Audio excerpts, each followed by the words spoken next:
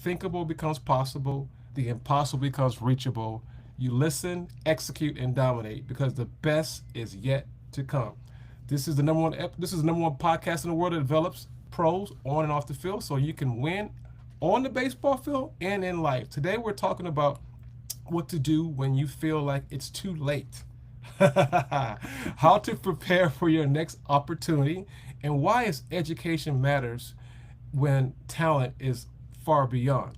So, today we're joining with Dan Clemens, an award-winning screenwriter, former pro baseball player, a baseball coach, a man have truly believes in the baseball gods. This episode is brought to you by YGP Publisher, a new book that I've just written. Here it is. Are You Really D1?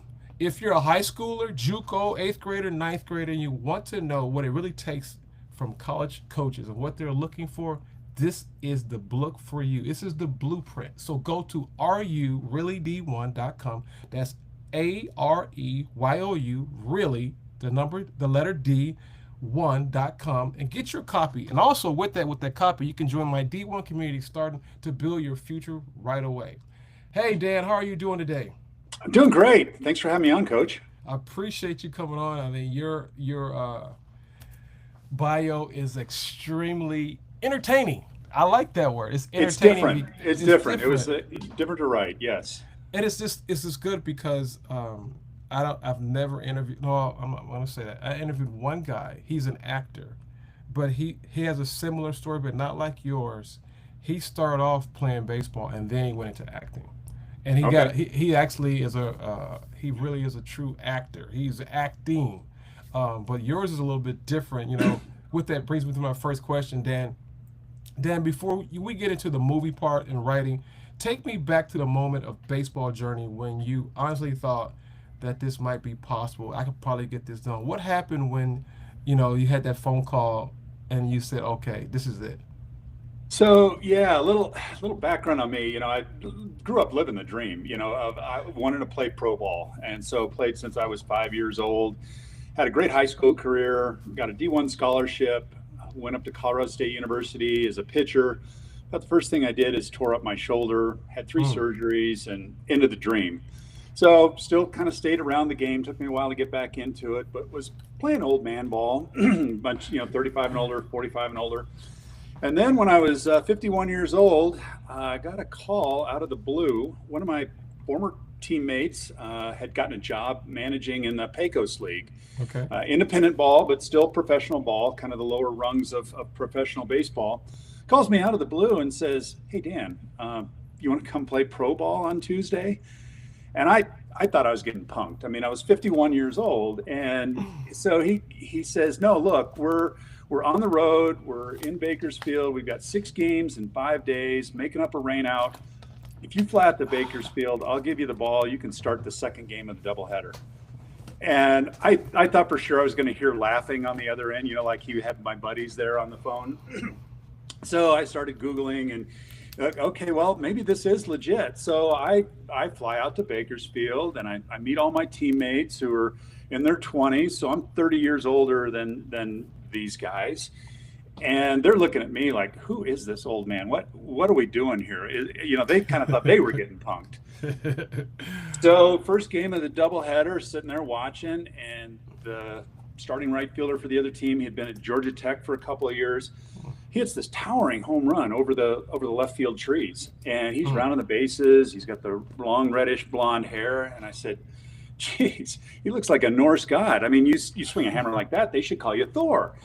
And everybody kind of laughed, and they're like, "Yeah, you're going to get to pitch to him in the second game." And then reality, things got real pretty quickly at that point. I'm like, what have I done? What am I doing here? This is kind of stupid. Oh, wow.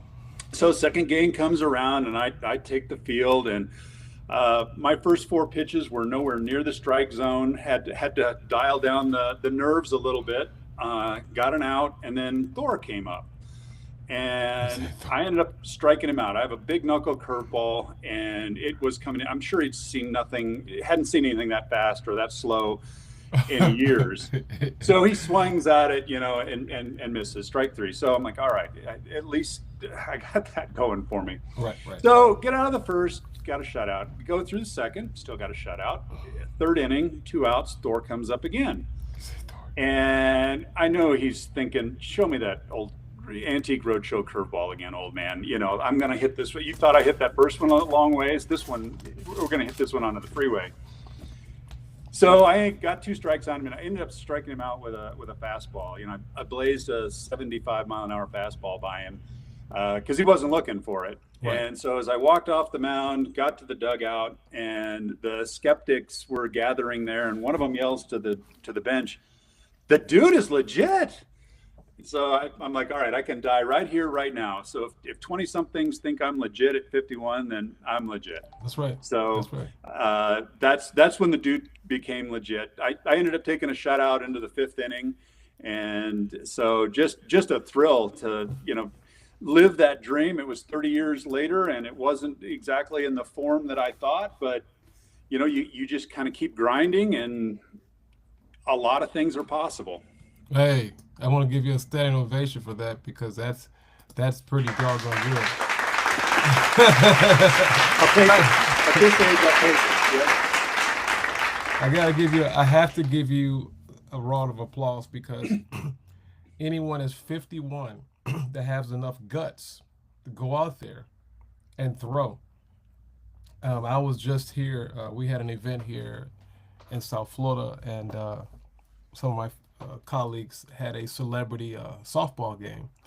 It's called the 305 versus the 954s, Broward County. And anyway, the guy that's over is Lewis Brinson. He played with the Marlins. And anyway, they wanted me to play. And I was like, I'm coaching. I'm not going out there. Because I actually thought about entertaining, playing in an adult league as well. I was like, but what if I'm not saying that I can't play, but the question is, the body knows more than what the brain knows. Absolutely. So I was like, if I go out here and pull something, how long is it going to take me to heal? Am I going to be able to work? Am I going to be able to coach? Then my wife she'll be like Miss Pac-Man, all the way talking to me. So that's why I gave you a standing ovation. You go out there and you go do that, which leads me to that next question, Dan. But I'm happy for you. I don't think I can do it. So if we're playing golf, I'll probably play golf. I'm not playing no pickleball either, because pickleball is basically tennis and baseball. I'm not playing that, so I'll golf. But anyway, you know, there's a lot of players listening right now, and mothers and fathers. You know, they feel that their son or daughter is unrecruited, overlooked, or behind. From everything you've lived and learned, being the word late in baseball really could be a disadvantage or an advantage. Or can it actually be an advantage? How can you handle that based on your circumstance? How would you tell the listeners being unrecruited, overlooked, and not looked at? You know, that's something that's totally out of your control, and focus on the things that are under your control. And that is, you know, what's your attitude? What are you bringing to the game? And then the fundamentals. I coached high school ball for about 5 years and youth ball for 8 or 9. And all the light gets shined on the stars, the kids that are 12 and they're hitting home runs, right, or they're throwing 75, or, you know, whatever they're doing.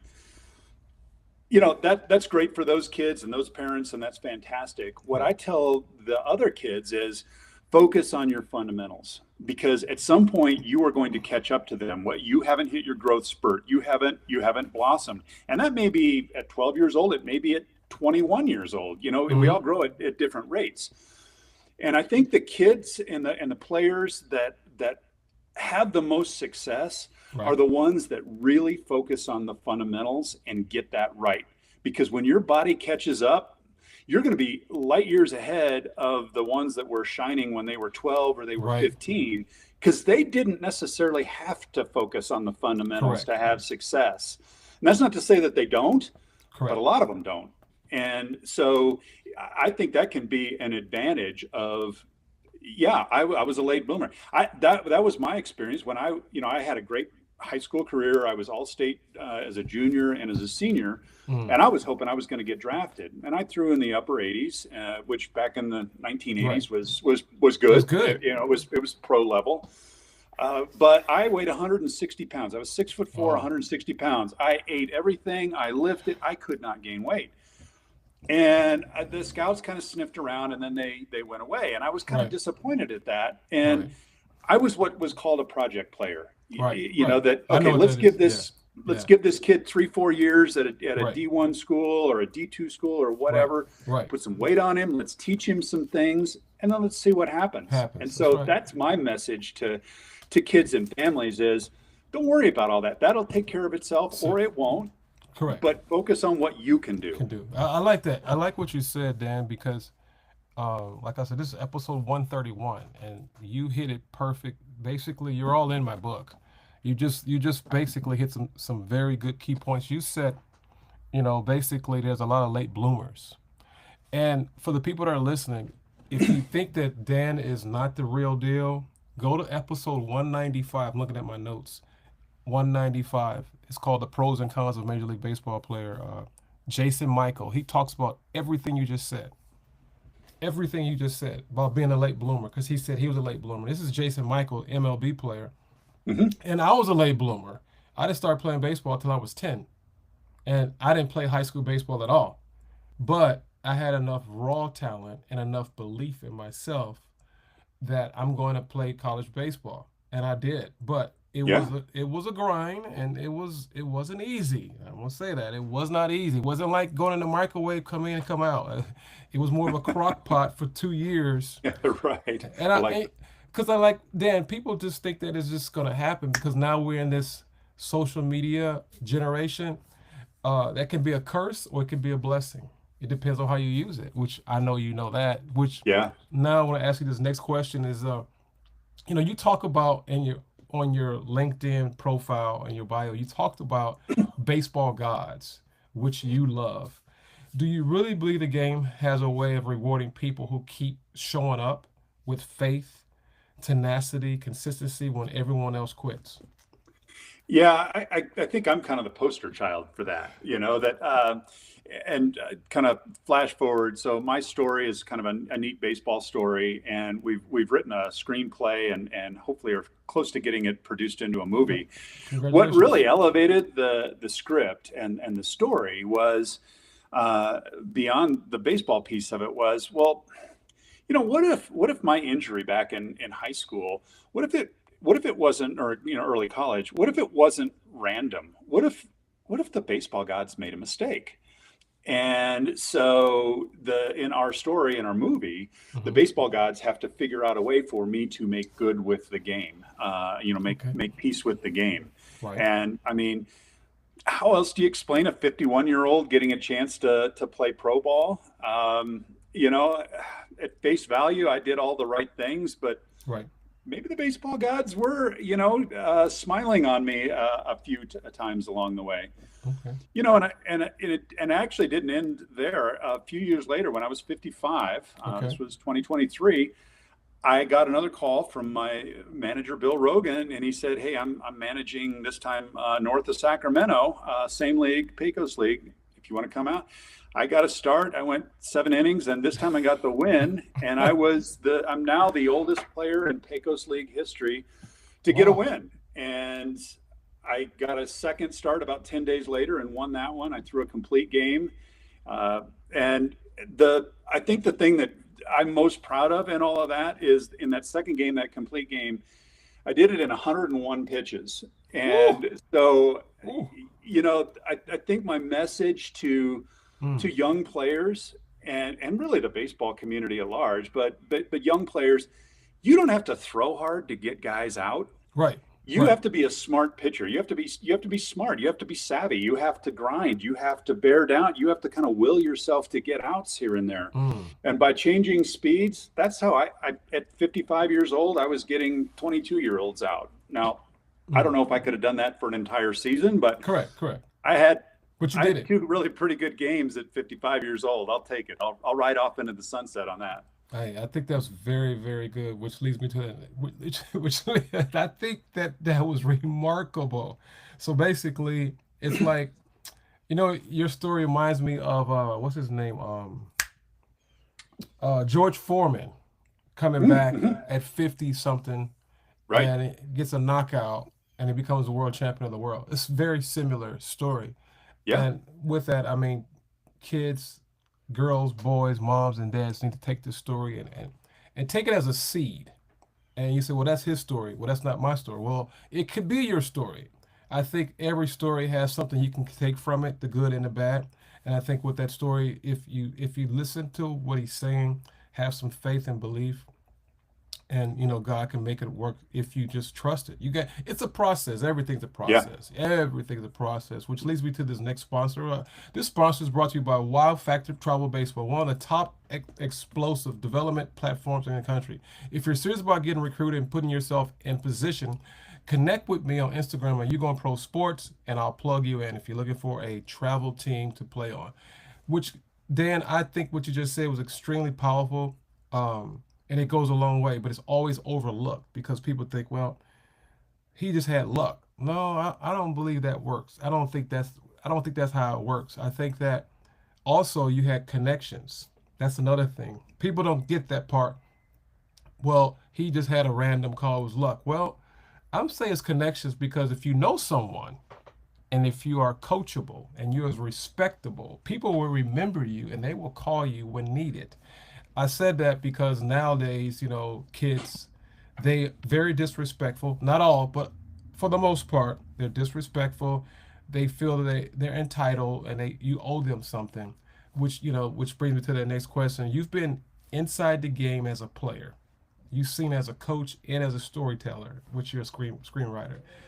What really separates the guys who gets opportunities and ones who don't when the talent doesn't look the same?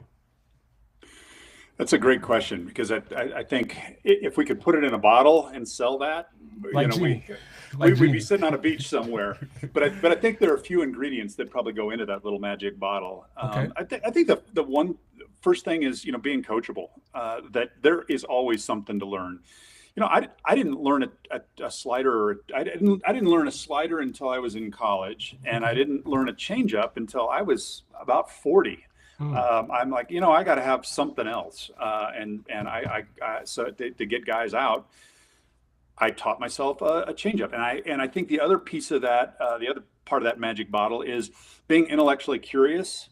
So asking questions. So every pitcher that I would bump into when I was trying to learn how to throw a changeup, I'd ask them, how do they throw it? How do you grip it? How do you release it? How does it come out Okay. of your hand? What are you trying to do? Is it you trying to, which way are you trying to get the ball to fall and, Hmm. and break?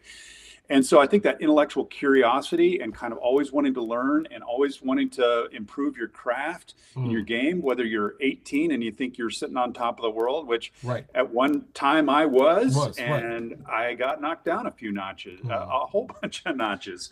Hmm. An injury just happened.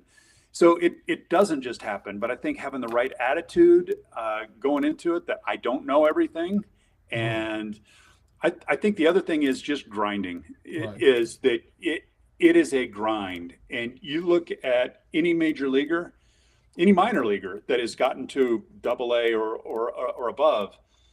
It is a grind. How much work, how much preparation they have put into getting to where they're at. We don't see that when we're Right. watching highlights Right. on ESPN. But how many blisters do they have from taking 1,000 cuts a day? And I pitchers, like that. how many Right. blisters you got on To your have your feet from fingers. running Right. sprints and Right. and all of those things that go into it. So if you think you're just going to kind of, it looks like people can just walk onto the field and be good. Right. Once you reach a certain level, it doesn't happen. And if you can do that, you're not at the right level. Right. Right. Right. Because you're not getting challenged. You're not being Right. challenged. Because when you That's get right. challenged, you're gonna have to push. You will push. Yeah. I mean, it's like a rubber band. You have a rubber band. It's one size, but once you pull it, it never goes back to its original size. That's just my take how I look at it. Yep. But wish that Yep. that's a very good point you just gave. In my book, I have I asked the question, "Are you really D1?" And my book is called "Are You Really D1?" I think that's an extremely great title because everybody thinks they're D1. Mhm. Everybody thinks they're going D1. But from your experience, what does it really take mentally and emotionally to survive at that level? Well, I think in baseball more than any other sport, you got to learn to deal with failure. Mm, It is going to happen. Baseball is a game of failure. That's kind of a cliche.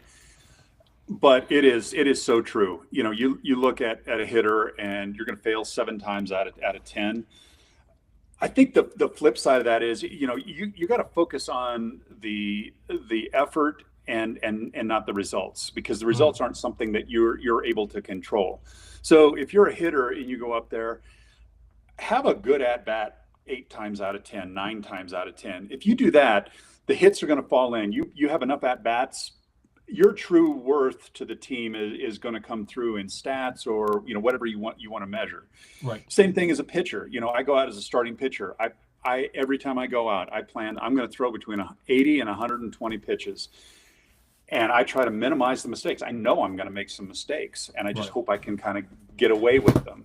Right. So I think the mentality is you're going to have failure. You're not going to be perfect. So how do you deal with that? Right. And I think the players that can accept that early on, and parents, I think that's probably one of the bigger things that you can teach your kids is, Right. how are you going to deal with failure? Because Right. it's not just on the athletic field. I interviewed for that job and I came in third. Right. Right. Whatever it is, I got dumped by my boyfriend, my girlfriend. I failed in this. Okay, well, pick yourself back up. Uh, Yes, it hurts. It sucks. it's life. It's bad. What are you going to learn from it? And then how are you going to kind of regroup and find your place again, and Mm. and find a new trajectory? I like what you said because basically you're talking about life. It's just a life Yeah. skill. It's life skill. And people say, well, this is what I think. I have 3 kids, and out of my 3 kids, for the most part, I tell them, listen, if I give you everything, you work for nothing, you won't appreciate it. And now we have tons of kids, tons and tons of kids. Their parents give them everything. And I'm not saying that having a good life is good or bad. I'm not saying that. But it comes to a crossroad in life. You have to be able to figure out and be balanced. Because if you don't work for something, you don't appreciate nothing. Right. Absolutely. Because that's just truth life. You call it baseball, basketball, football, it doesn't matter. Everything, I appreciate more things when I have to work for it, because I worked for this. I earned this. And sometimes you may not earn it, Dan. You know that sometimes you can work hard and you may not get it. Yep. But you said something else. You talked about, basically, I'm paraphrasing, the process. Yep. You have to understand how to love. I didn't say like, love the process, because in the process, you're going to get something else out of it. There's something else you need to get that you didn't have. You might have the talent, but you may not have the mental aspect of it, or you might not be emotionally ready for that. Because the higher you go, the, the higher you go, the harder it's going to fall. So the higher you go, you got to deal with more issues towards the bottom. Which I just Yeah. wanted to throw that out there based on what you said. You've seen players with big tools that fade out playing pro ball at your level, college ball, and get your situation.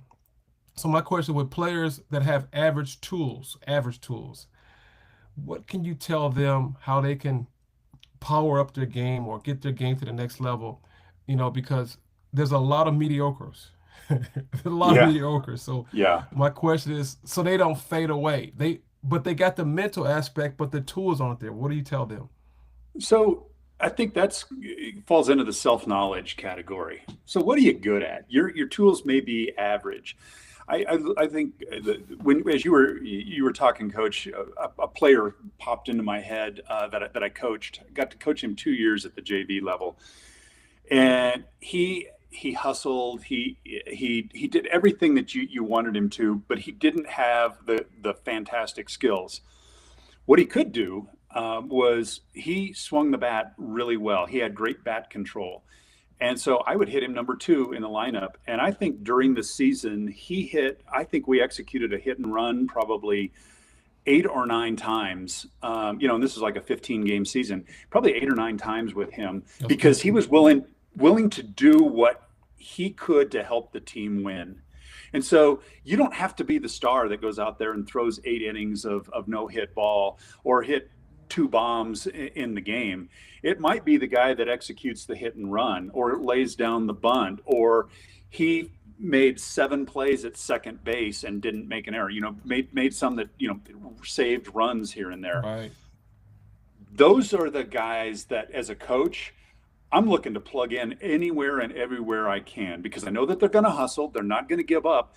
They're going to stay within themselves and do what they can do. And they realize that they have value in doing that, that they don't have to be that shining star to help the team win. So it's also kind of a team mentality that you bring to it of, I want this team to have success. I want to do this for my teammates. I want to do this for my coaches. I want to do this for the whomever I'm playing for. That's good, man. You're all in my book, by the way. You're all in my book. You're all in the book right now. You didn't even have a copy, but you got it. I like what you said, because at the end of the day, baseball is a team sport. We have individuals playing a team game. Yep. And if everyone learned their role, if you learn your role, just do your role. And then sometimes you may have to be a coach, and sometimes you may have to be a mentor, sometimes you may have to be a friend. That's true. But if you can maximize your gift, it makes the game run a lot better. So when you got guys, for example, not calling the ball and they're running head to head, or when there's a 3-2 count and you haven't got a hit, and then all of a sudden you look at the best pitch you've been looking for, you don't swing. I mean, why you didn't swing? I don't know, coach. Or, for example, when there's a hit and run and you missed the sign because you wasn't looking at me, and I gave it to you twice and you still didn't take it. I'm like, what are we doing here? So I like that. So basically you need to be attentive, and you got to know your skills. Yeah. Know what you're good at and maximize your skill. You can only be you. I can only be Coach Laurie. You can only be Dan. I can't be Dan. I have to be me. So that's, hopefully for the people that are listening, they get a hold of that. So when you watch, from your experience as well, Dan, from watching, when there's no scouts, no social media, no deal, really preparing actually what it looks like as a player, how can you become an elite player from an average player to an elite player? Because a lot of times people want to showboat their skills. So just say there's no scouts, there's no social media. How can you prepare, actually as someone's looking at you? How do you prepare for that? Great question, because, I think two things. One is, I think you got to ask yourself, well, who am I playing for? Why am I doing this? If it's just to get a scholarship, if it's just to get the attention of a pro scout, if it's just to put a highlight on social media, a lot of us play the game because we love the game. We would play it in Sandlot. We play it with broom handles. We play it with taped up balls. That's why we play the game. And if you're not playing it for those reasons, I'm not saying every moment, but if fundamentally that's not what you're bringing to the game, I think you got to kind of ask yourself, okay, what am I doing here? And I think the other thing then is, it kind of comes back to that self-knowledge again of, what are my goals? There's nobody around looking. I know that. Okay, I still love the game. What am I trying to improve on? So maybe I'm in the backyard with a couple of buddies, and I'm having a tough time swinging the bat and hitting behind the runner, or taking the ball to right field or left field, or pulling the ball, whatever it is. All right, here's a chance for me to kind of work on that a little bit. Right. So what are you working on? And I think that was the thing that struck me actually as one of the first high school coaching experiences I had was throwing batting practice. It was like a Tuesday night, 7:00, and the team came in and introduced me as, an assistant coach. And I had a player, I'd thrown to probably 7 or 8 players at that point, and they rotated. Kid came in, and before I threw the first pitch, he walked up to the L screen and he said, "Coach, here's what I'm working on. I really want to try to hit the ball away." And it just like blew me away. Oh, okay. So you don't want me just to be lobbing the ball in there. You're actually working on something. And he's like, so help me work away. Don't throw every pitch there, but, help me work on that. So every time he came through, he was working on something. And so that really struck me as a coach of every time a batter walked in after that, I would ask them, okay, what are you working on? And for a number of them, they're like, I don't know, hitting the ball. It's like, no.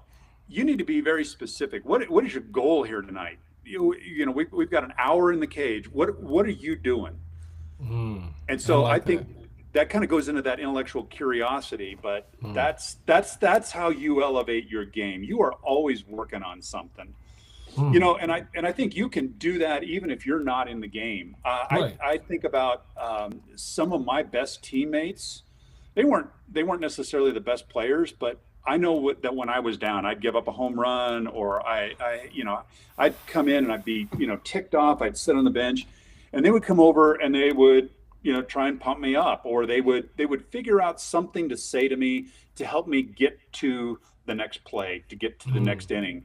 And I think that's overlooked as well, is socially, emotionally, and I guess it's more of a social thing. How can you help your teammates be better players, Hmm. even if that, but has nothing necessarily to do with fundamentals of the game? Wow, you said a whole lot. I'm trying to write all these notes down as you just stated. You I hope we're basically recording. Yeah, this. you record this. Yes, we are. This is Yeah, live. But the good thing you said was, I'm paraphrasing it. You said iron sharpens iron. It's a biblical metaphor. Scripture, it says iron sharpens iron. So when you are sharpening, I'm sharpening. yeah, And that's what we need to do, because at the end of the day, we're trying to get better.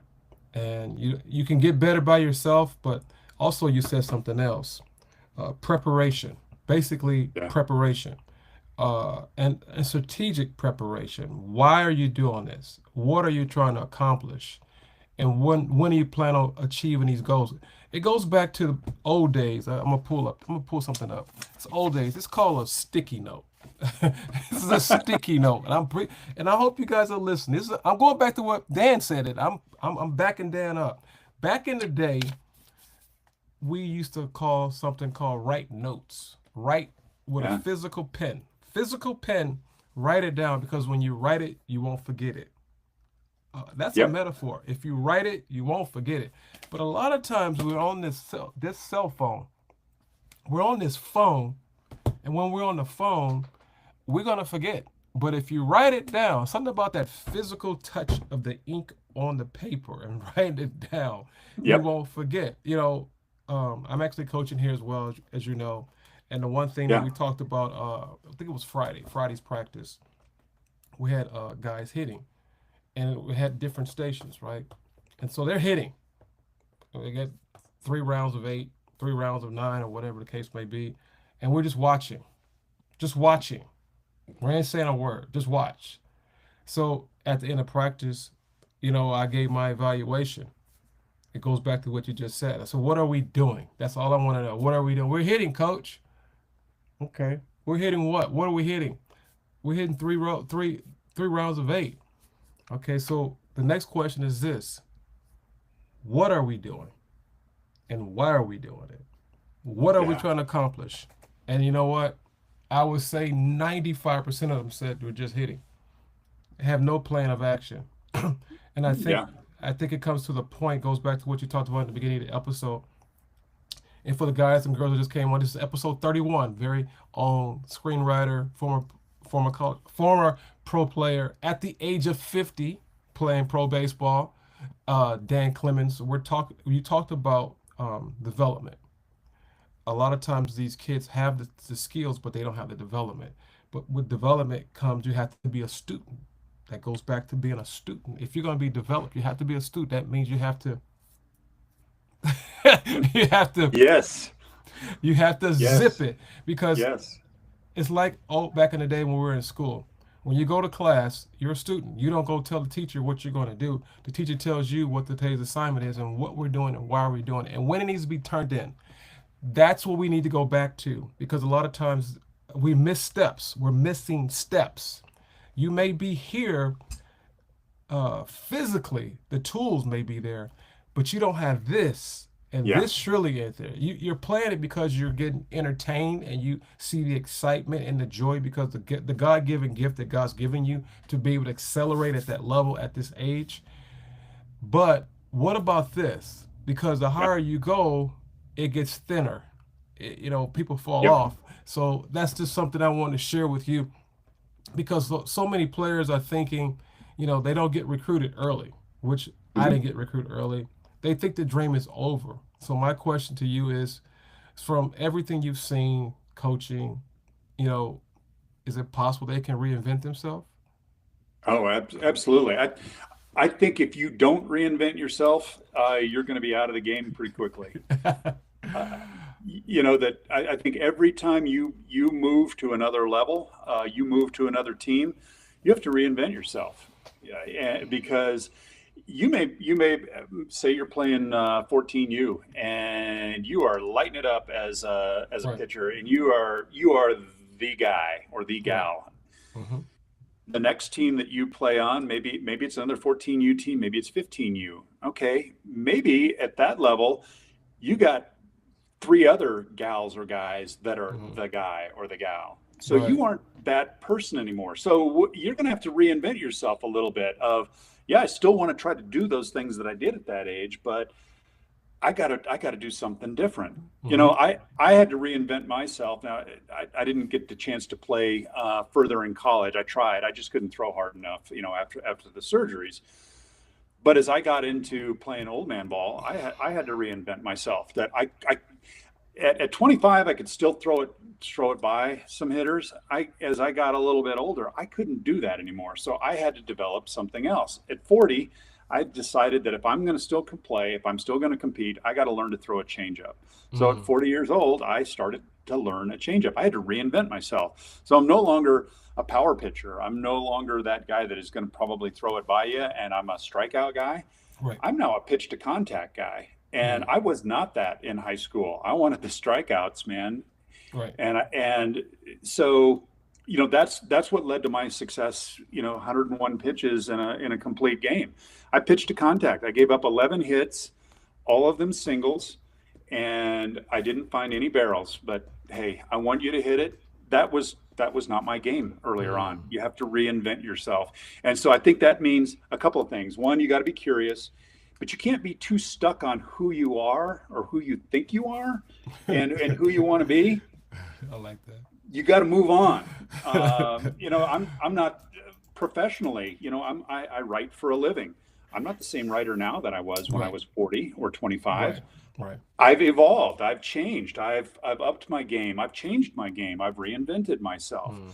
I do some speaking now. I didn't do that when I was, in my 20s or 30s. It's something that was available to me now. So I need to up my game. I need to kind of reinvent myself. What are the skills Mm. I need? What are the things that I need to bring to that equation to be successful? So I would say that if you're listening to this and you've been comfortable for a little while, maybe step back and say, are there some things that I need to reinvent? Are there some other things I need to learn? Are there some things that maybe make me uncomfortable that I need to confront? I Because like that. when you hit the right level, the coach, the other team, the other players, they're going to find what makes you uncomfortable. And if you aren't prepared for that, it's your fall, like you said, falling off the mountain.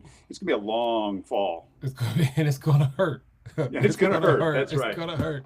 It's a scripture in Proverbs says, and all that getting, get an understanding. And all that getting, in other words, everything you do, get an Yep. understanding. And I said that because a lot of times we doing things and we don't like, well, I don't understand. No, because you're not trying to understand. When you seek to understand, you will be understood. A lot of times we're just talking. Hmm. We're not using the two ears that God's blessed us with. Use your ears and just take it in. Take it in for a minute. What is he trying to say? What is he trying to get me to understand? Because I think that there's Tommy. Let me look it up. Gosh, I just had a Tommy Lasorda. Tommy Lasorda, because I'm looking at my notes. Tommy Lasorda said something back in the day. I remember when I was in college. He said something. We're trying to have a perfect practice. He said, there's no perfect practice. Perfect practice. Perfect practice. There's no Yep. perfect, but start perfecting practice. And I heard him say that, and this was years ago, man. Years ago. And I was like, we're trying to be perfect in practice. We're trying to be perfect in practice. He says, no, perfect practice. Other Yeah. words, start perfecting the things that you are good at. And Yeah. then everything else will fall in place. And Tommy Lasorda was very good at having these cliches and these certain words And it just clicked.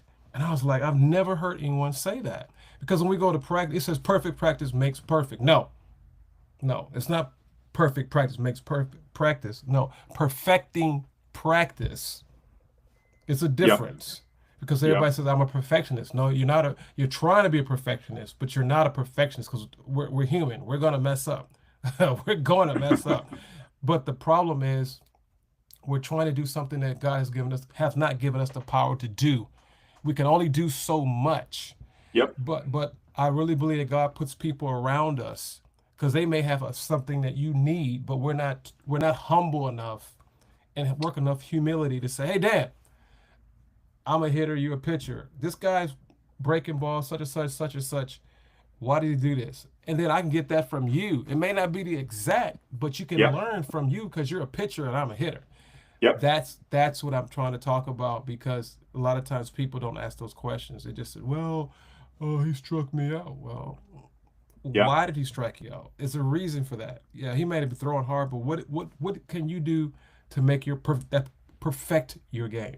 That's what I'm trying to say. Yeah, and you're hitting on something that's kind of a hot button for me. This idea of being a perfectionist and perfection. That's one of those things that's outside our control, as you've said well here. What I like to focus on is this idea of excellence because that's internal to me. That everything that I do, that I bring to a game, and bring to a situation, bring to my teammates, is about excellence. It's how I carry myself. It's how I talk about the game. It's how I play the game. It's how I practice for the game. It's how I prepare for the game. That is a sense of excellence that I bring. It's a standard that I have set for myself Mm, that I bring to the game. Now, if I am excellent all the time, I can strive for perfection, but perfection's outside of our control. You think of the idea of a perfect game. 27 up, 27 down. There's so many things that are outside the pitcher's control on that. Of yeah, guy made a diving play in the that's right. hole and threw the guy out by that much. That much. Okay, it worked that time. The next time it maybe he was safe by that much. Exact Mhm. same play, exact same preparation, all of that. That's outside our control. And I think people get wrapped up in, well, I wasn't perfect out there. Were you excellent? Did you bring your excellent game to the game today? I If you can like it. say yes, all right, you can be happy with that. Right. And there's probably some things then that you can learn from that to, Right. to even elevate your game a little Okay. bit more. I like that. I like what you just said. Basically, for the listeners that are here, this is Dan Clemens. He's on one episode 131. We're talking about several things. I mean, you just got to take notes. He's a screenwriter. He's a screenwriter. He's a late bloomer that became a pro pitcher at a later age, but also he's bringing out some great nuggets. But something that you just said as well, you talked about basically the spirit of excellence. How do you achieve the spirit of excellence, Dan? How do you achieve that? Because, you know, people think perfection and excellence is the same. They're not. It's like the truth and facts. They're not the same. Can you break that down? Uh-oh. You still there, Dan? I think I lost him.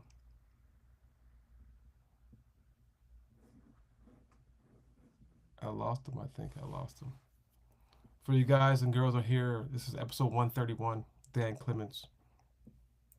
We are trying, I don't know, actually, I just lost him, but we are doing some great things here on the show today. And I'm going to continue to keep this podcast going. Uh, he probably will come back on, but I apologize for any inconvenience. And we got the very own Dan Clements. He is a class guy. He is a former pro baseball player, a coach, a lover of baseball, and he's working on a movie. He's a screenwriter right now. So for somehow, some way, we just lost him, but I'm gonna figure out a way we can get him back on. If you guys just hold tight. I lost him. I don't know how. Give him a few more minutes. I got you. I'm still here. I lost you, but it's okay. We're back. Okay. I It's okay. hope we didn't lose there. Everything just kind of froze up. So That's okay. I got you. I'm still. You're back on here. That's. I was just talking to the. okay. I was just talking to my audience, letting them know I can always go back and figure out some things to make it better. But I'm glad you're Sorry about back. that. Yeah. It's okay. It's all right.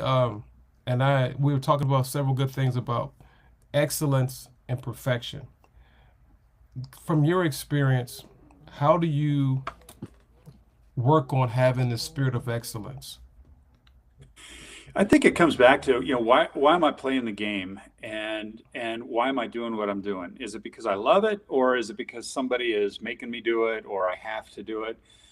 I think the same could be said for your job, a relationship. What am I bringing to this? Am I doing this to go through the motions, or am I really all in on this? And I think the more things in life that we can be all in on, the happier we're going to be, the more successful we're going to be, the happier the people around us are going to be, the more Right. valued they're going to feel. And I think that's just kind of maybe why we're here, Right. in the first place. Of what can I learn, what can I bring, how can I help others, and how can I make the best of me Hmm. that I've got right now. I like that, Dan. What you just said. That's pretty good because I think there's an old there's a scripture that says um, God knew the thoughts before you knew the thoughts. He knew the plans, what's going to happen before it happens. That's in Jeremiah 29:11. It talks about that. So basically, we're here for a purpose. We're here for a reason, and I think everyone needs to get a hold of that. And whatever your reason is, just grab a hold of it and stay connected. I lost him again, but I think Dan is there. You hear me, Dan? I'm here. Yeah. It's okay. I've got you. We got a few more minutes. We're doing good. Hey, but I got a couple more questions I want to ask you. Let's talk a little bit about your career as far as the screenwriting, because I want to know, how did you jump into screenwriting from baseball to screenwriting? How did that come about? Yeah, not exactly a natural transition there. I write for a living. I was a communications major, and so public relations, corporate communications, that's what I've done for a living. So I've done a lot of different types of writing in my, 25, 30-year career. And so I had this experience to get to make my debut at 51, and I was in 2019. And as I would tell people that story, I get a lot of people saying, "Oh my gosh, that'd be a great book, or that would be a great movie." So then COVID happened, and Okay. had a little bit of time, and so I'm like, you know what? Let me just kind of start playing around with that. So I started doing a little bit of writing, and for some reason, it was coming to me in scenes as opposed to how you might put a book together. And so I started talking to my sister, Lori, who has written several screenplays and a bunch of shorts, and said, "Hey, can you help me with this? I don't know exactly what I'm doing with this media, with this format, but maybe you can help me." So she jumped in. So the two of us worked really hard to get those first drafts together of, okay, this is how you would format this. This is how you would form this story. And it has, we're on version 279, at this point. And I think that's another message that really Hmm. translates to the game of, you're never really done with something. Right. There's always something that you can pick at, that you can improve, that you can smooth, that you That's right. can you can make a little bit better. And so that's where the screenplay is. I will say that it's a difficult proposition. Writing it might have been the easy part, even though that it was 279 drafts or whatever we're on. But there's a lot of competition. There are a lot of people with ideas out there, a lot of people that have written screenplays. Some of them are good, some of them are need some improvement. And so there's a lot of noise out there. And so that's some of the challenge. And this goes to something you said earlier. Who do you know? It's about connections. And so you never know when connections that you make uh, Right. may bear fruit later on. That's right. And That's right. so that's make the most of those opportunities every time they come along. And I'm gonna add on to this what you just said, because something that I've learned from having my own business: don't burn a bridge. Yeah. I'm gonna repeat that again for the people who are listening. Don't burn a bridge. Just because you don't like this person, the way he looks, or the way she looks, or the way they talk to you, oh, I didn't like that. Okay, endure it for a minute. Just endure it. Just endure it. I didn't say you had to be humiliated. I didn't say you had to be disrespected. But there's a point that you have to understand. You never know who he knows and who he's connected to or who she's connected to. I said that to say this. When I started this podcast, my pastor told me, you need to start a podcast. I'm like, okay, whatever. All right, whatever. Prayed about it. Okay, I did it. I didn't know very many people. You know, you only know you who you know. Right, But right. then all of a sudden, I said, okay, enjoy the process. Just endure it, believe it, have faith. And then all of a sudden, I'm at episode 131 today.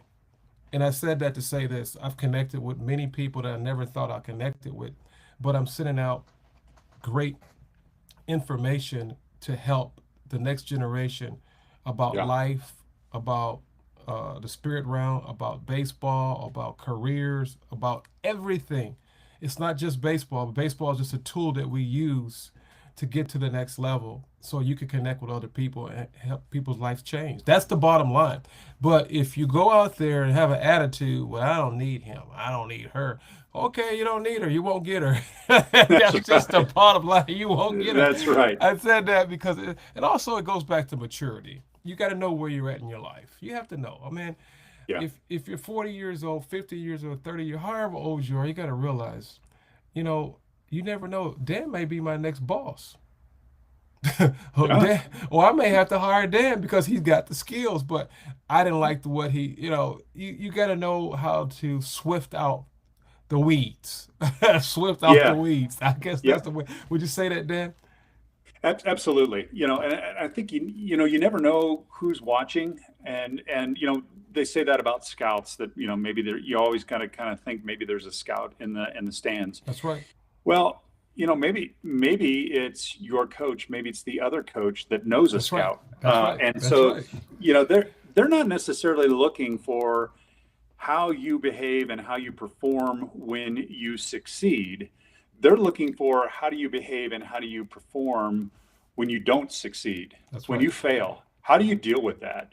Are you the guy that throws the helmet and slams the bat down, knocks And over the water cooler, and yeah, we all have those emotions. We all have that frustration. How do you deal with that? Because we don't right. know who's watching. I got the opportunity because Bill Rogan, who was I played against him and I played with him in the old man leagues. I Hmm. had no idea that he was going to go on and manage a team. That was furthest thing from my mind. But we learned to respect each other, on and off the field. And he knew the type of game that I would play and the professionalism that I would bring to a situation. Hmm. And it wasn't because of me telling him that. It was because he had watched me over a period of time and said, I think Dan could handle this situation. Right. And he gave me the chance. Right. And that's not something that I would have ever predicted at any stage along the way until it happened. I like it. That's what I'm talking about. Basically, what we just said. I mean, I didn't know that. I mean, it's just you just never know who you're in front of. You never Yep. know. Yep. There's an old saying in the Bible. You may be entertaining angels. There may be angels. You don't see angels, right? But we know they exist. We know angels exist. But what you say can either entertain them or distract them. So That's you well never said. know. That's pretty good. That's powerful because you don't see angels, but you know they exist. Just like you know that there's devils and you know it, but you may not see it, but you know it exists. But either are you fighting them or are you engaging them? So it depends Yeah. on what you're saying. It's so much power in your words. But getting ready to wrap it up a little bit. But there's a couple more questions I want to ask you. You live baseball inside and outside the lines. What Hmm. mistakes do young players make that could quite destroy them, their chances that they don't realize it? We've talked about some of it being coachable, bringing the right attitude, being prepared. I think the other thing is that sometimes our mind can be our worst enemy. Whew. And I think whenever we're in a situation, and social media is the worst at this, we're always looking at somebody else's highlight reel. Ooh, And we don't wow. necessarily see all of the work that went into it. We see a 15-second clip on YouTube, and oh my gosh, that person's got it made. Right, right. Okay, it doesn't feel like it looks. My experience doesn't feel like what I'm seeing there. So I must be failing. I must be doing something wrong. Maybe I need to emulate exactly what they're doing there. And the answer is no, you don't need to do that bat flip. What you need to work on is how do you pull the inside pitch? How do you hit to the opposite field? Those are the things that you need to work on, because ultimately that's going to drive your own highlight reel. And so don't get caught up in all of that. Focus on what you can do right here, right now. All the rest of that stuff is gonna take care of itself. Mm-hmm. And maybe that's easier to said than done. When I've got the perspective of being in my 50s and looking back on that, and maybe I wouldn't have thought. I'm sure I didn't think that when I was younger playing. Right. But that's something that I think parents can help kids with. Is you're seeing somebody else's highlight reel. Don't fall into that trap. Keep doing what you're doing. Plug away, grind, keep working hard. It's going to pay off. That's good. And it may not be the result that you expect. Want. It may not be that, I made the all-star team. Right. No, it may be that, you know what? I'm a better person because I learned how to grind through this. Right. And when I'm then in my 20s and I get married and I'm in a situation where I'm having a rough go with my spouse, do I just hit the reset button and check out, or do I grind through this? Right. Do I work at this and say, I've got those skills? I learned those skills when I was 16 of I don't give up on this. I keep working hard and I find a way to repair that relationship or fix that job situation or whatever it is. I like that. That's how we become successful. You said so much, Dan. You said so much. I'm reminiscing over my life because, I was never a quitter. No matter if I lose or win, I'm not quitting. Period. Quitting is like a curse word. It just makes me break out in hives. And so it's made me the man I am today, because when I have adversity, I just keep swinging. I'm going back to the batter's box. We gonna go back in the cage. I ain't done yet. If I know the guy told me to keep going, and I know that hey, you know what? God didn't say no, so you just keep going. But a lot of times people quit because they don't get the results they want immediately. They just quit. Like, you can't quit. Why are you quitting for it? Because if you quit now, what's going to happen when you're 40? What's going to happen when you have a family? Oh, Johnny, it's okay. Just sit down. No, that's not reality. That's not real life. Because what happens is you're developing bad character flaws. Because what happens is you can't deal with adversity. And people say now, Dan, what do they call it? Anxiety. How to handle a mental illness. Wait a minute, time out. No disrespect to anyone that may have issues. I'm not saying that. But I think we're part of the problem because we don't know how to handle conflict. Because if you learn how to handle conflict, I didn't say you had to be a pro. I'm not saying that, but there comes a time that adversity is going to happen because we're here on earth, period. Adversity is going to happen. The question is, when you're in the game of adversity, how do you swing at the plate? When the devil's throwing you a pitch, how do you swing? You just give up. Oh, I got anxiety. No. You're going to have, sometimes being nervous is a good thing because it brings the best out of you. But a lot of times people don't want to go through it because they're afraid of the unknown. They're afraid of the unseen. They're afraid of not being comfortable. That's right. That's a good word, right. Comfortable. I'm like, wait a minute, hold on. And I said that because, you had a grandmother. I got a grandmother. My grandmother's old school. She said, listen, son, life's going to kick you in the butt. The question is, how are you going to fight back? How are you going to fight? Because that's one of the things that I believe. And I'm not, for the people who are listening, and the moms, the dads, I'm not trying to insult people that have real issues. That's not what I'm saying. I'm talking about the beginning, the genesis of the issue. If you start quitting on issues, you will quit. You will continue to be a quitter. That's what I'm trying to say. Am I right or wrong, Coach? Oh, you're right on. And what I think another way of saying it is making excuses. is that, that anxiety is an excuse for why I didn't Right. do well. Right. Hey, Right.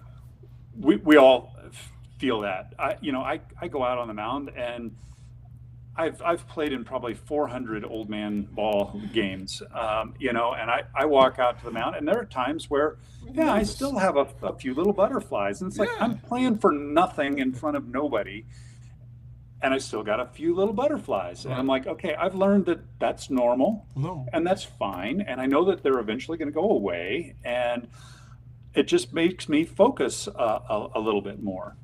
I think the other thing is that we sometimes have unrealistic expectations of what we're supposed to do in a situation.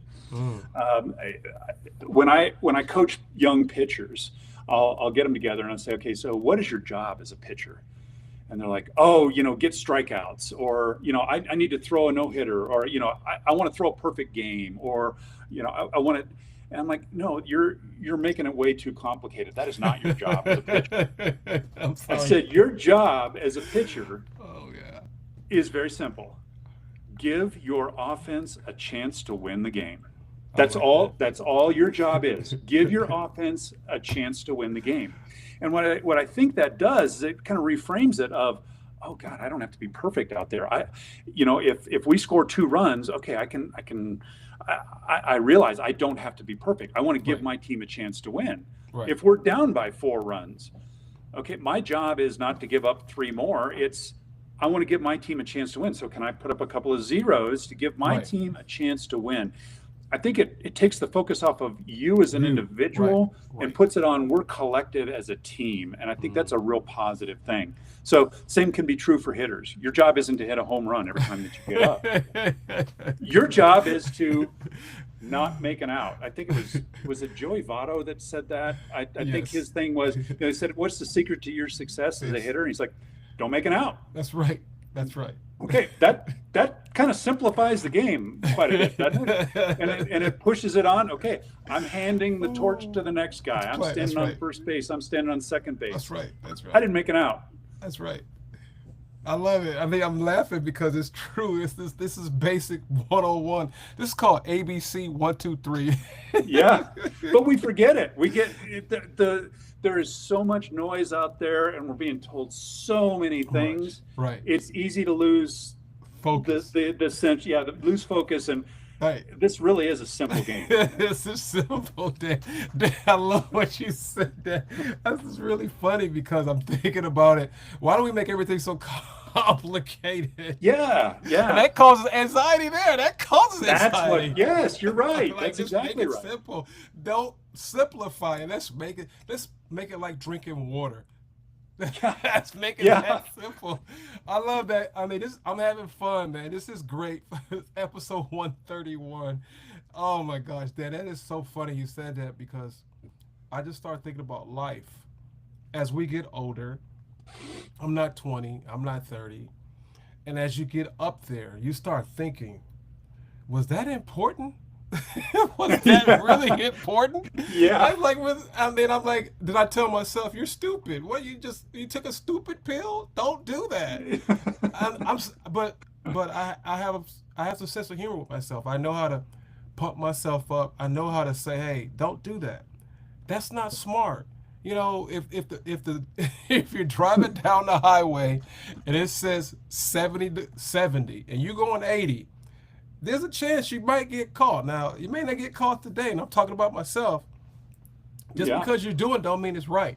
When you know there's a rule and there's law. So it's just funny how, like you said, we make things so complicated. But I think as we get older, it's for the listeners, and Dan could agree with me or disagree. As you get older, you start to realize the things that were important when you were 30 or when you were 20 or when you were 16 are as important when you get 40 or you get 50. That's not important because you know the clock's ticking. The clock is ticking. So you got to maximize every moment. What'd you say about that, Dan? Oh, absolutely. I think being in the moment and just taking advantage of what's in front of you at that moment and kind of dropping your expectations of it. I think that's one of the things that I really have to constantly work on. I look at something and say, this situation, I could do this and I could achieve this and I could be here and I could do it. let's kind of focus on, what can I really do here, and what am I bringing to this? Right. And I think some of that comes with wisdom, but I don't know that we're teaching that to Right. our kids. We're making That's it right. too complicated, You're as right. you You're right. say. You're right. Because I mean, which leads me to this other question I ask you. This might be uncomfortable, but getting education, because people don't talk about education like we used to when we were younger. They talk about education all the time, 24 hours a day, 7 days a Yeah, week. yeah. Now you don't hear it. You hear NIL, you hear money, Hmm. NIL, NIL. He's transferred, transfer there. And I'm like, okay, for today's society, my question to you is getting an education, is it just as important as getting a degree, or getting a trade, or playing baseball? What do you, because we don't talk about that. So I'm kind of honing in, trying to figure out to educate these audiences are listening weekly after weekly. What do you think about, how do you feel about education with today's society, social media, NIL, transfer portal? I Yeah. think it's important, but what's your intake on that? Oh, I agree, absolutely. And it's not necessarily about degrees or certificates, but the education that it's that innate curiosity. Am I curious about something? Am I passionate about something? And so whether that is the career path that I've been on, where I went to college, I did get a master's degree later on because I was interested in that, and I thought that was going to further my career. That education, kind of that continuous learning, was important to me. Hmm. But that's not the path for everyone. But Correct. I do think that this idea of constantly trying to improve, trying to learn, being intellectually curious about whatever situation. I read an article the other day, actually over the weekend, that was Ford is having a difficult time. They've got like 5,000 openings for master mechanics, and they Really? can't find them. They can't. There just hasn't been that many people trained for it. So college isn't. You don't have to have a college degree for that. Now you do have to have some education. You do have to have some training. You do have to have some experience to do those things. So I look back, and I've got a nephew who he's a mechanic, and he loves engines. It's like that would be a perfect route for him Right. of, let me learn this, because he's passionate about it. He's interested in it. Follow what you're interested in, Right. and learn as much as you can about Can. that, and make Right. yourself valuable. Right. You know, the whole NIL thing is, well, we have stepped into a hornet's nest on Yes. that. And as a former college athlete, I do believe that athletes, as much money is being thrown around now, they have a right to some of that in Right. some way, in some fashion, because I know the guys that I played with, everybody was dirt poor, Right. trying to, Right. Right. it Right. was tough to have a job. Yeah. Unless your parents were sending you some money to, get by, it was like, geez, I hate being poor all the time. I Correct. hate, Right. just scrambling around eating cereal. Cereal. Right. That's right. We're in a situation now where NIL has made that irrelevant, but you couple that with the portal, the transfer portal, and I think we're very quickly ruining college sports, because everybody is a free agent every year, and coaches are starting to feel that way too. And so I think it kind of comes back to, what are we trying to accomplish with college Correct. sports? It Correct. used to be a diversion. It used to be something, kind of a school pride, that we had athletes and we had these teams, and it was something for the entire university to kind of rally around and feel some school pride and feel pride in our athletes and all of that. Yeah, obviously we're a long ways past that, Right. but I think we need to step back and say, what are we doing here with college athletics? Because going to class, yeah, you have to stay eligible, but Right. it could be pretty easy to get on the 10-year plan, and Yes. and not worry about that. And, well, I'm going to get my money through NIL, and if I'm Right. smart with my money, then I may not have to work again. That's not the reality for most players. Correct. Correct. But I also think, I'm sorry, I'm kind of off on a rant here, No, but that's I all also right. think that NIL and the transfer portal is starting to maybe be the end of some of the other sports besides basketball and football, the big revenue sports. There aren't the big TV contracts for women's track, for Baseball. wrestling is pretty much gone the way of baseball. That most schools have cut those. But how do we allow other athletes in these other sports to have that college athlete experience? And Right. and what is a college athlete experience anymore? I don't know. Wow. It's a tough question. We probably devote 2 or 3 podcasts to that one right Yeah, there. I So would say about probably a series like 10 episodes. I mean, 'cause yeah, you yeah, you said something that was very powerful, but I'm gonna say what Saban said. I think this. I'm just paraphrasing what you said and Saban said. I'm kind of mixing them together. yeah, I think we got to put a cap on it. We have to put a yeah, cap on it, absolutely. and you got to put some legislation and some rules because at the Yep, end of the day, they go to college for a reason. Now, they go, why do you go to college? I didn't say, why do you go to college? That's the yeah, question. Why do you go to college? I didn't say, are you getting drafted? Why are you going to college? right, Because the reason you go to college, the ultimate reason is to get an education. I'm not against education. I'm not against getting money. So please, people, don't send me some DMs. I'm not saying that. What I'm saying is this. I was a college student. I know what it's like to eat Roman noodles. I know what it's like to take all the fruit, put it in a napkin, and put it in your arm and eat that for the weekend. I know what that's like. But right. what I'm saying is the transfer portal is destroying the imagery of college, period, for most people, for most Hmm. student athletes, because if you can transfer every year, every year, That's not right. something's wrong with that. It goes back to the conversation we had earlier, how you deal with adversity. How do you deal with adversity when things aren't going your way? Well, you made a mistake. You're going to have to suck it up, Bobby. You got to stick it up, Bobby. You got to stay with it. You're going to have to stick it up for at least a year, but there's no regulations, there's no rules. And that's what the problem, that's one of the main problems because it's free will. Just do what you want. You can't just drive down Yeah, the highway and drive 100 miles per hour and not to have some rules and regulations.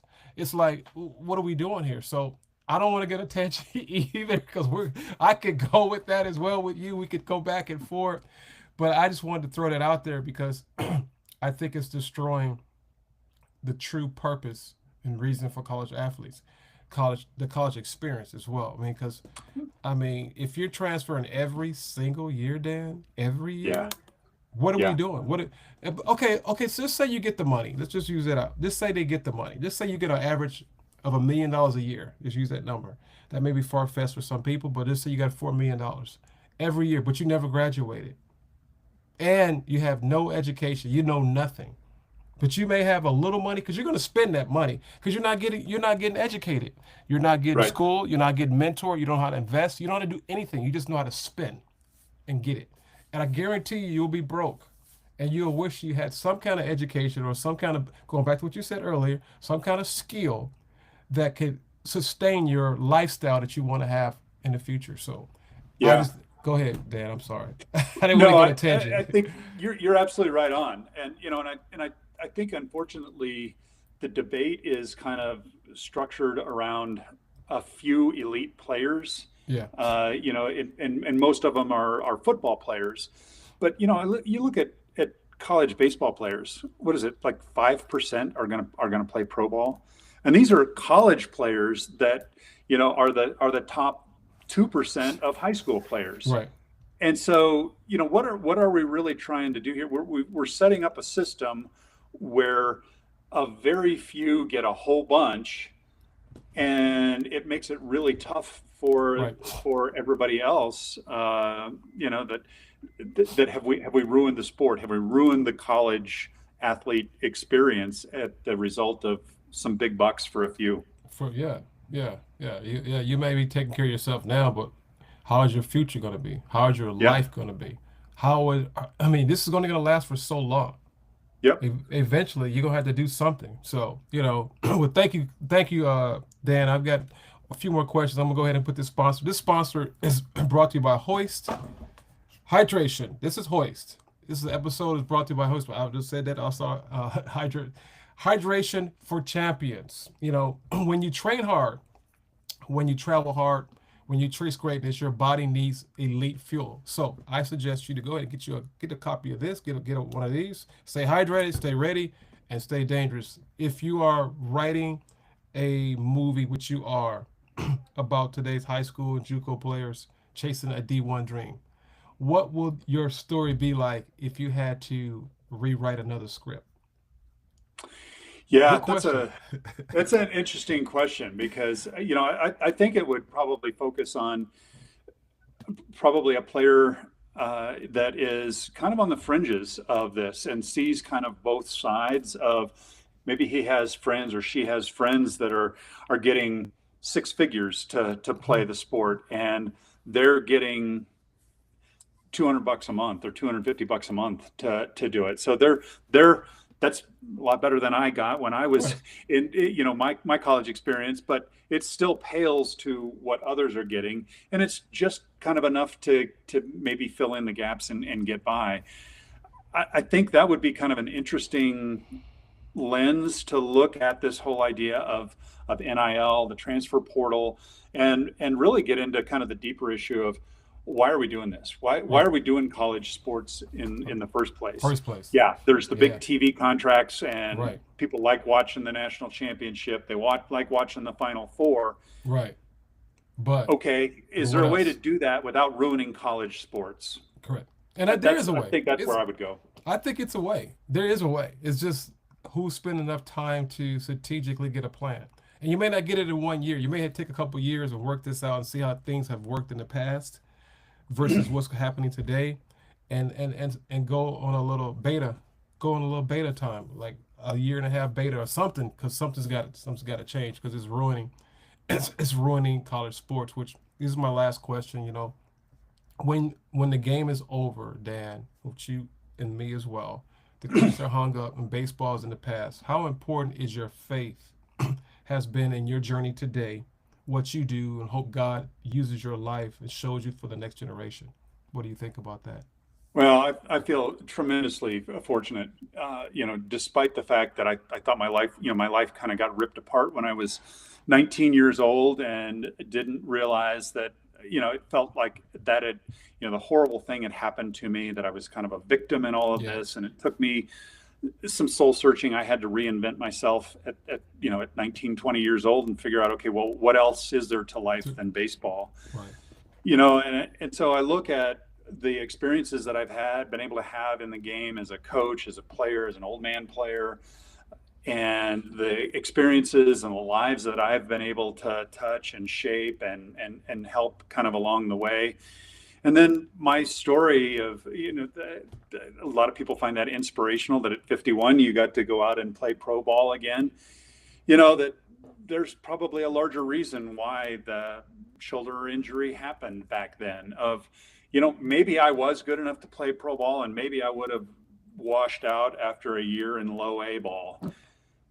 Okay, Right. that would have been fun. I would have enjoyed that. But did that really make the difference in my life, and maybe in the lives of others, that this path that was chosen for me, Right. that has helped me get to, I had some success at 51, but it's touched more lives than baseball has helped. That experience helped me touch more lives than I would have been able to otherwise.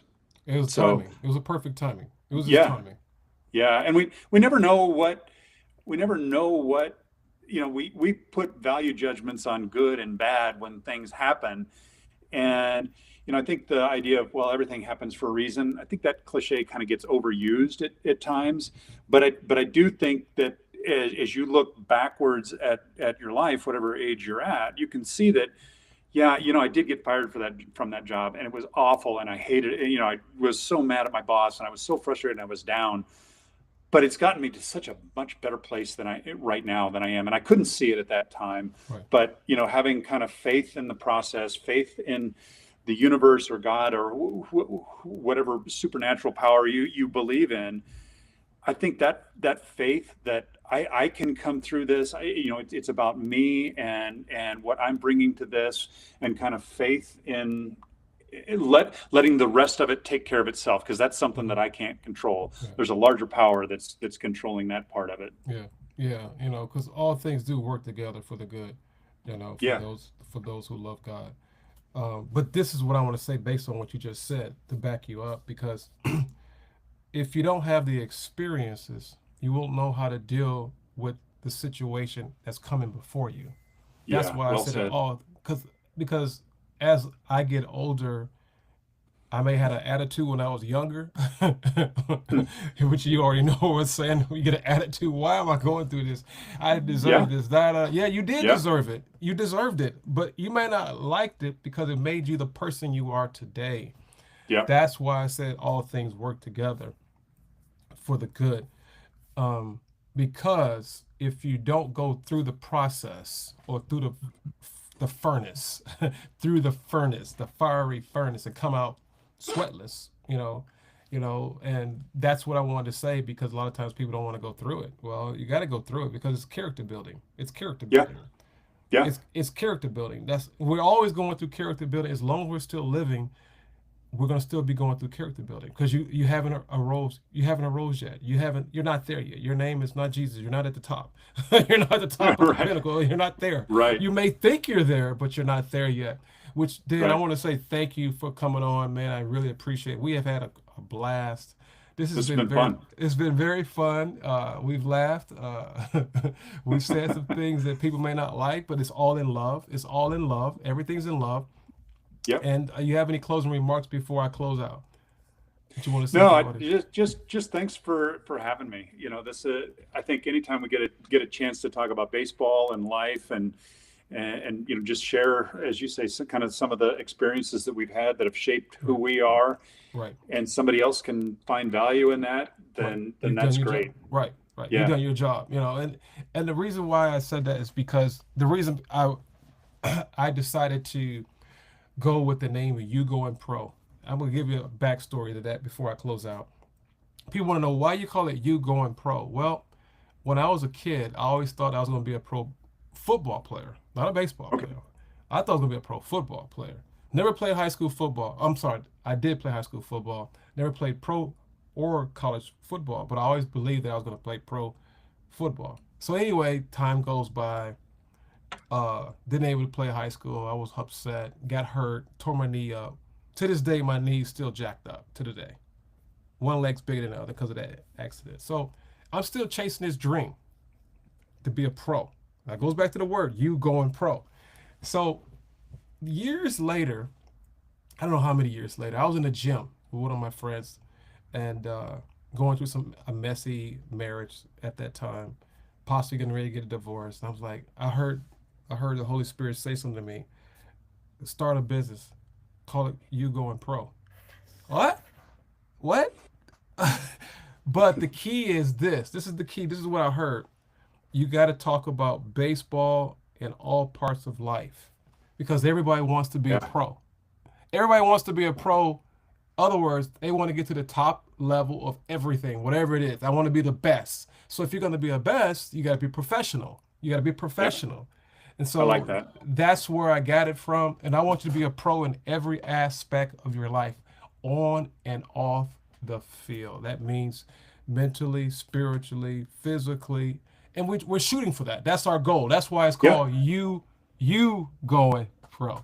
I like that. That's the I like reason. that. That's a great That's, message. that's why I did that message. I just want to share that with you, because people are like, what does that mean, you going pro?